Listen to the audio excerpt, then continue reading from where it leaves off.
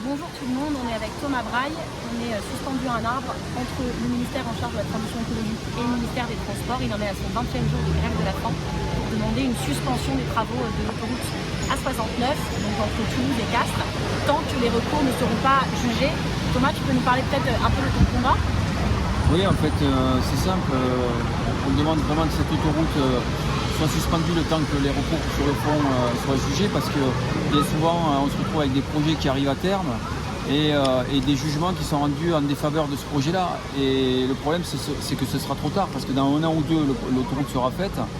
Et vraiment, on demande clairement, en toute bienveillance, je le dis et je le redis, j'ai eu la chance d'échanger ce matin avec la vice-présidente de la région Occitanie, qui est venue, qui m'a apporté tout son soutien, et je suis clairement, ça m'a reboosté pour continuer ma grève de la faim, parce qu'elle est complètement raccord avec ce qu'on dit.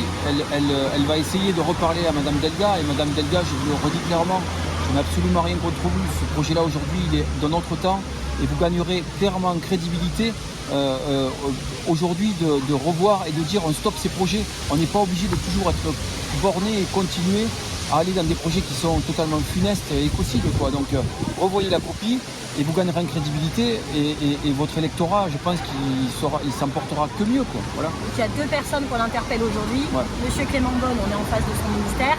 Madame Delga, la présidente de région. C'est entre vos mains. On se fait beaucoup de soucis aussi pour Thomas, qui est déterminé à aller au bout de sa grève de la faim. Et c'est vrai que moi je suis venue aussi pour ça, mais je crois que tu es déterminé à aller au bout. En fait, on parle de planification écologique tous les jours à la télé, votre gouvernement en parle tous les jours. Mais la planification écologique, ça veut dire que des fois, il faut renoncer à des projets inutiles d'un autre siècle. Il faut agir, c'est pas que de la communication, c'est de l'action.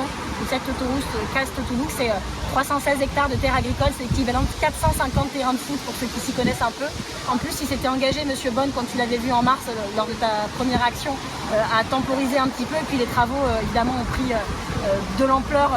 L'été, souvent, c'est fait comme ça pour qu'on puisse pas réagir. Il se trouve que vous avez réagi et on est à vos côtés. Merci beaucoup en tout cas. Merci.